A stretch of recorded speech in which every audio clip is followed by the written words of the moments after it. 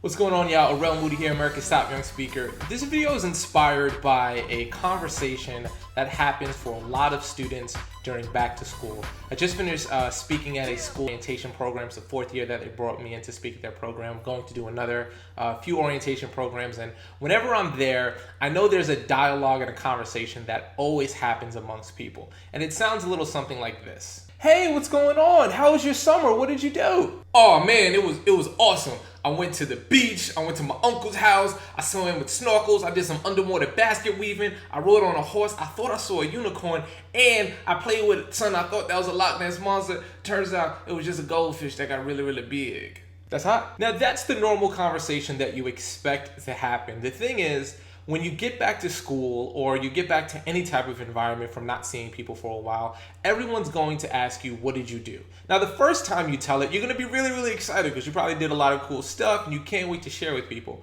However, what you just saw is what the first time someone asks you it looks like. This is what it sounds like by the time the 15,000th person has asked them how their summer was. Hey, so what did you do this summer? I hate you. A lot. Not a damn thing, leave me alone. So obviously if that person answers the same question over and over, they do this level of being really, really excited about being able to tell someone what happened, and then it becomes telling the same story over and over and over again, eventually dies down and into just being a chore. Here's the thing, when you meet people, how do you make sure that you're asking them a question in a way that's gonna make it feel new and feel exciting? I'm gonna give you two really, really quick and easy strategies. Strategy number one is the idea that you have to first be interested to be interesting. And the second principle is that you want to ask questions differently than what everybody else is going to ask. Okay? All right, so let's go about the first principle, the idea that you have to be interested to first be interesting. Now, the truth of the matter is most people, when they're asking how someone's summer went, they don't really care what the answer is. What they really want to do is give a reason for them to tell you what they did. That ever happened to you? You ever talk to somebody and they're like, oh, they're so excited to ask you a question and they don't even finish and they interrupt you? Hey, what'd you do this summer? Oh man, this was a really important summer for me because that's fantastic. You know, I went to a yacht with my friends and we went to Bermuda and we had a special boat, all cruise, all to ourselves, and Puff Daddy showed up and so did Sean Combs. That's the same person, but they was both there. My summer was fantastic. So don't do that, okay? Don't be that person. Don't be that interrupting cow that as soon as somebody starts talking, you're really not paying attention. People can feel it and people know. So one of the most important things you can do when you're first wanting to build a connection with somebody is when you ask a question, actually be thoroughly interested in the answer. Here's a simple way to show that you are interested in the answer. When they talk about something, just don't go, yeah, and then move on to say what you wanted to say, because that's usually what people who aren't listening do. Instead, what you do is ask specific questions about the things that they said.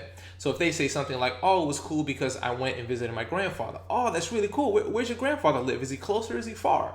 And I'm like, oh, he actually lives really far. Oh, so it's got to be really cool to see him after a while, you know, not being able to see him. Yeah, it is really cool. So ask questions that specifically dig deeper into what they talk about. The second part is really, really, really important. A lot of times in back to school, the same question is going to be asked over and over. What did you do this summer? What did you do this summer? How was your summer?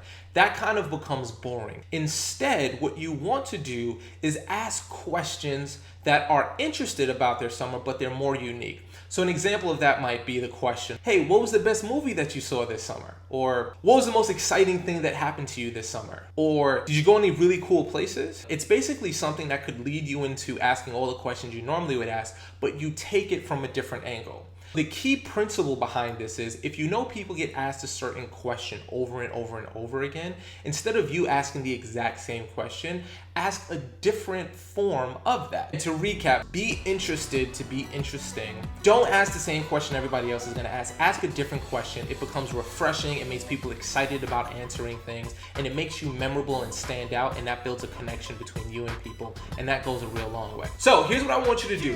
Go ahead and leave a comment below. Let me know what's a question that you would ask somebody if you haven't seen them after a whole summer that would connect. That's not, how was your summer?